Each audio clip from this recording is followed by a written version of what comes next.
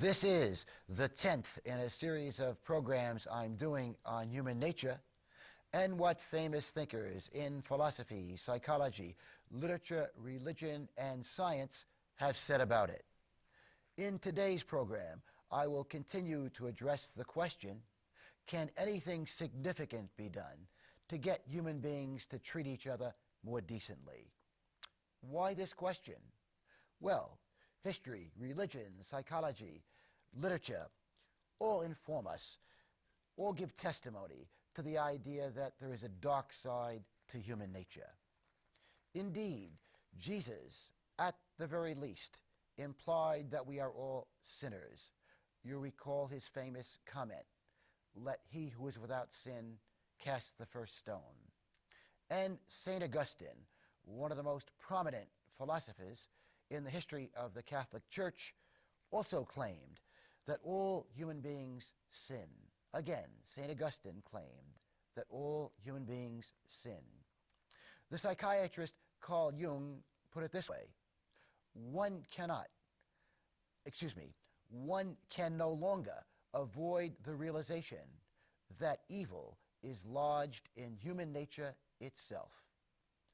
And the famous German philosopher Schopenhauer and Freud both used this expression, man is a wolf to man.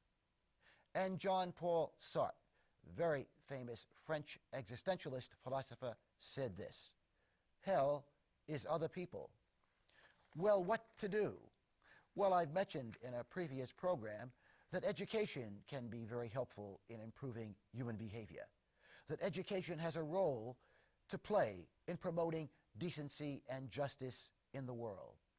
For example, literature, social studies, science can all help students to acquire a better understanding of human nature.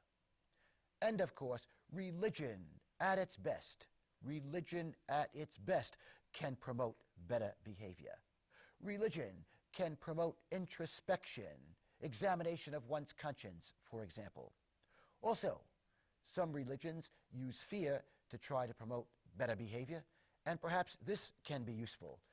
Some religions talk about the existence of hell, and other religions talk about the idea of karma. Hinduism and Buddhism, for example, talk about karma. Well, what is karma? Karma is the law of consequence. What it means essentially is that when we do good, we will be rewarded. When we do evil, we will be punished.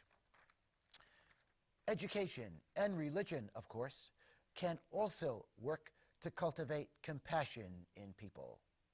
Schopenhauer and many other famous thinkers tell us that all morality is based on compassion. All morality is based on compassion. One of the lessons of religion, philosophy, and literature is that suffering is an inevitable part of the human condition, that no one gets out of this life without doing some significant suffering, physical or emotional or both. My last program on human nature provided some examples of some significant suffering that some very prominent U.S. presidents experienced. I mentioned that when professors of American history are queried about which presidents have been America's best presidents, usually the three presidents who come up on everybody's list are Washington, Lincoln, and Franklin D. Roosevelt. And I pointed out that George Washington experienced much suffering, both in his professional and personal lives. He, of course, was our lead general in the Revolutionary War. It took us approximately 8 years to defeat the British. Washington, incidentally, lost more battles than he won, and very often his troops had been ill-equipped by the Congress to fight in as proficient a manner as he wanted them to fight. Also, since Washington lost so many battles, he was the subject of vitriolic criticism by some members of our government. Later, of course, George Washington became president. And as president, especially during his second term, he experienced some very harsh criticism in opposition newspapers. In fact, some of the opposition newspapers accused him of having kingly ambitions. And I mentioned Washington in his personal life experienced much tragedy. Washington had no children of his own. He had married Martha Washington, who was a widow, and who had 2 children by a previous marriage. And one of their stepchildren, a young lady named Patsy, died at age 17 of an epileptic fit. And later, their stepson, Jack Custis, died at the Battle of Yorktown during the Revolutionary War. In fact, it was quite ironic and tragic that the Battle of Yorktown was the decisive battle of the Revolutionary War. We won. The Americans won. They defeated the British. This was in some ways Washington's finest moment. But during that battle, again, Washington's stepson, Jack Custis, passed away. Also, Joseph Ellis, in his very fine biography of Washington entitled His Excellency, tells us that while Washington is known as the father of our country, he had no children of his own, and the reason probably was that he was sterile. Moving to Abraham Lincoln, perhaps our greatest president. Lincoln garnered only 40% of the vote the first time he ran for the presidency. He was able to win because he got a majority of the electoral votes. And of course, shortly after it was announced that Lincoln was going to be the next president, 7 southern states seceded. They left the Union. They hated Lincoln so much because of his position on slavery. Lincoln had announced that he did not want slavery to expand in America. Again, these 7 southern states disliked him so much, they decided they would rather leave the country than live in a country with Lincoln as the president. And of course, what ensued was the Civil War, a war which took more than 4 years, since Lincoln refused to acknowledge the right of the southern states to leave the Union. He fought to keep them in the Union. And of course, it was also during the Civil War that Lincoln announced the Emancipation Proclamation, freeing, at least in theory, most slaves in the United States. Lincoln, like Washington, experienced vitriolic criticism from many newspapers, and also, in his personal life, suffered much. Lincoln, we know, throughout much of his adult life, suffered from periodic bouts of depression, as did his wife. And we also know that 10 years before becoming president, Lincoln's 4-year-old son, Eddie died. And after becoming president, Lincoln's 11-year-old son, Willie, died in the White House. And as a result of this, his wife had a nervous breakdown. And I mentioned Franklin D. Roosevelt, one of America's great presidents, at least according to professors of history. When FDR became president, the U.S. was in the midst of a Great Depression. 25% of the American labor force, what had been the American labor force, were now unemployed. People were losing their homes and mortgages, were losing their homes and farms because they could not pay their mortgages. And several years later, the United States became involved in World War II as a result of Japan's attacking the United States at Pearl Harbor, Hawaii. So the United States ended up fighting Germany and Japan at the same time, while also trying to battle an economic depression. And Roosevelt, like Washington, like Lincoln, experienced much harsh criticism from many newspapers and others in America. Indeed, his economic policies were a target of the criticism directed at him. Some newspapers, very conservative newspapers, claimed that Roosevelt's policies were undermining capitalism, that so much of what he was doing was socialistic in nature, and therefore was an attack on the capitalist system of America. We also know that FDR, in his personal life, experienced much suffering. Before becoming president, Roosevelt suffered a serious illness which resulted in him becoming permanently paralyzed from the waist down. So that as president, Roosevelt was not able to walk unaided. He wore very heavy leg braces. And if you've ever seen film of him walking, he's always holding on to someone else. And also, he suffered in his marriage as well. Eleanor Roosevelt, very famous in her own right, the president's wife, Eleanor, suffered bouts of depression, and also we know that there is very significant evidence that as president, Franklin D. Roosevelt had a girlfriend. Moving on now to suffering in the lives of famous celebrities. The following famous Americans lost a son at a young age or relatively young age: Johnny Carson, Dean Martin, Bill Cosby. Indeed, Bill Cosby's son was killed. The 60 Minutes interviewer Mike Wallace. His son died in a freak hiking accident. My recollection is he fell off a cliff. Musician Eric Clapton lost a child. His child fell out of a window of a Manhattan high-rise. And we know that recently Anna Nicole lost her 19-year-old son who had been taking antidepressants. Other famous celebrities who experienced much pain in their lives: Marilyn Monroe had a very troubled upbringing, and we know that she was married to Joe DiMaggio, and the marriage lasted less than 1 year. And Marilyn Monroe's death was an apparent suicide. We know that Elvis Presley had a drug problem and a weight problem and died at the early age of 42. With regard to the Beatles, John Lennon came from a very dysfunctional family. He divorced his first wife. He had a drug problem and was killed at age 40. George Harrison, another member of the Beatles, died of cancer at age 58.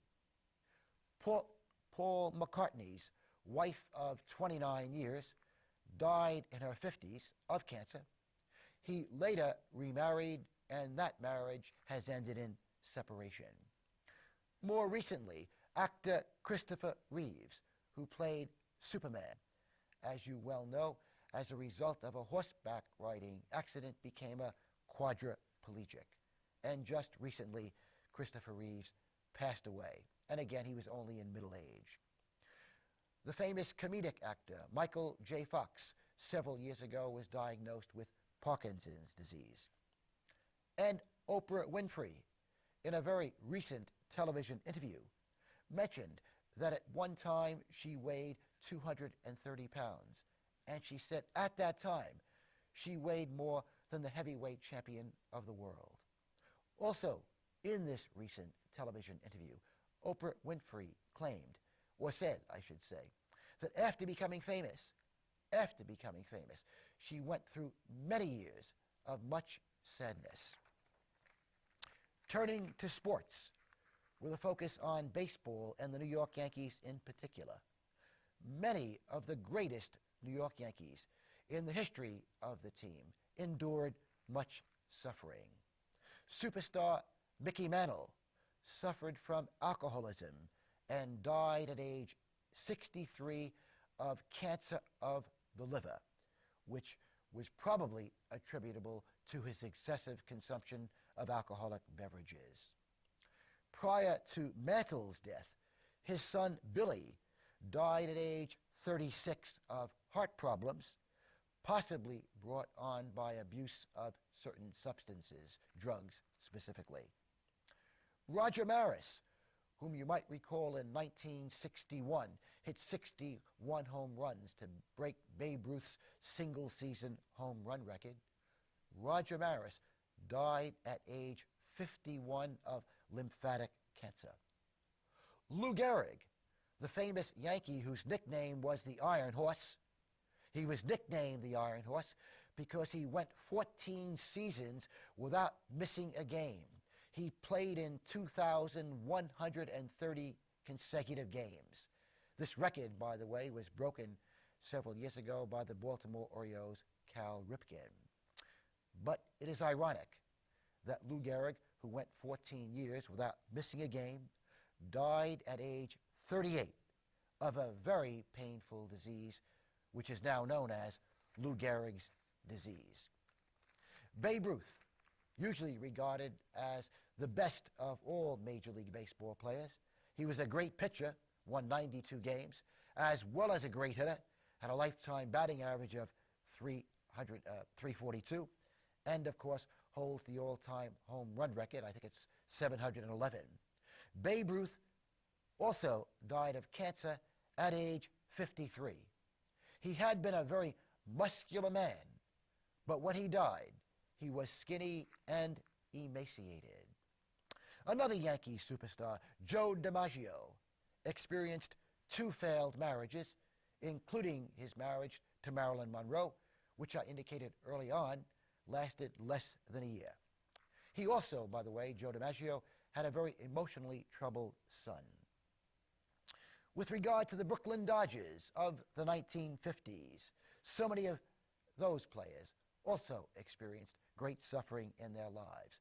You might recall that Jackie Robinson was the first black man ever to play in the modern major leagues. He got the opportunity to play in 1947 at the age of 28. He certainly would have been playing at age 21 or 22 if black players had been permitted to play in the major leagues at that time. If some team, by the way, had been willing to break the ban on hiring black players. In any event, Jackie Robinson at age 28 got his opportunity to play in the major leagues, but not without some suffering. Some of his teammates, especially the Southerners on the Brooklyn Dodgers, threatened to strike. That's right, they threatened to strike if Jackie Robinson was in the starting lineup. In middle age, after leaving baseball, Jackie Robinson was diagnosed with diabetes, and eventually this led to him becoming virtually blind. Jackie Robinson died at age 53 of heart failure. And incidentally, 2 years before Jackie Robinson died, his son, Jack Jr., died in an automobile accident. Roy Campanella, also a black man, was the catcher on that Brooklyn Dodger team. In fact, he was the second black man to be hired to play in the major leagues. Roy Campanella was 3 times voted the National League's most valuable player. But an auto accident at age 37, while he was still an active player, an auto accident resulted in Roy Campanella being permanently paralyzed from the waist down. Clem Labine was an ace relief pitcher for the Dodgers of the 1950s. His son fought in Vietnam and lost a leg fighting in Vietnam. Carl Erskine was the Brooklyn Dodgers ace pitcher, and Carl Erskine's wife, after he left baseball, gave birth to a mongoloid child. Moving on to basketball, superstar Magic Johnson was diagnosed some years ago in his 30s with AIDS. And superstar Michael Jordan, almost certainly the greatest basketball player of all time, Michael Jordan's father was murdered when Jordan was at the peak of his career at age 33. Moving from the athletically gifted to the intellectually gifted, Shakespeare, considered by many to be the greatest writer of all time, came from a family of very modest means. Indeed, his family was unable to send him to university. And yes, Britain had several outstanding universities at the time, including Oxford and Cambridge. Shakespeare married at age 18. He married the 26-year-old Anne Hathaway, and 6 months later, she gave birth to a baby boy. In a superb biography of Shakespeare by Harvard professor Stephen Greenblatt, a book entitled Will in the World, Professor Greenblatt says that Shakespeare's wife, it seems likely, and I'm using his own words now, it seems likely could not read or write. What was Shakespeare's marriage like? Well, Professor Greenblatt says that Will and his wife Anne often lived apart. He was often in London. She was often at the family home in Stratford-on-Avon. Professor Greenblatt goes on to say this about Shakespeare's marriage. Shakespeare's attitude towards his wife during their 34 years of marriage can only be surmised. Between his wedding license and his last will and testament, Shakespeare left no direct personal trace of his relationship with his wife, or none, in any case, that survives. From this supremely eloquent man, there have been found no love letters to Anne, no signs of shared grief, no words of advice, not even any financial transactions. Professor Greenblatt goes on to point out that in 1596, the Shakespeares lost their 11-year-old son, Hamnet. That's right, Hamnet, not Hamlet. This young boy died at the age of 11. In Shakespeare's will, in his original will, he left nothing to his wife. Some months later, he changed his will and left his wife his second best bed. And in his burial instructions, Shakespeare left specific instructions that his wife was not to be buried in the same place as he was buried. Also, Professor Greenblatt raises the question, was Shakespeare a sexually conflicted person? Was Shakespeare a sexually conflicted person? Some of Shakespeare's sonnets imply an attraction to a handsome young man. Professor Greenblatt says this, for whatever actually happened between Shakespeare and the young man, whether they only stared longingly at one another, or embraced, kissed passionately, went to bed together, no one knows. Professor Greenblatt points out that homosexual relations were against the law in 16th and 17th century England. Greenblatt continues, and I'm quoting the professor, if there is one thing that the sonnets strongly suggest, it is that Shakespeare could not find what he craved emotionally or sexually within his marriage. Is it possible that Shakespeare, who became a very wealthy, famous man, died sexually conflicted, perhaps very sexually frustrated? I have only scratched the surface in commenting on the suffering among the famous. We know, for example, that the famous composer Beethoven began going deaf in middle age and eventually became virtually completely deaf. Mozart, another of the great composers, had persistent money problems and a very problematic relationship with his father. And Mozart died at age 35. Rembrandt, one of the great artists of all time, the greatest of all Dutch artists. Rembrandt had a son and a daughter, both of whom died in infancy. And he had two other children who died before he died. All of Rembrandt's 4 children died before he did. And Rembrandt's wife died at a very young age. And subsequently, he went into bankruptcy and indeed had to sell his home and to move to much more modest accommodations.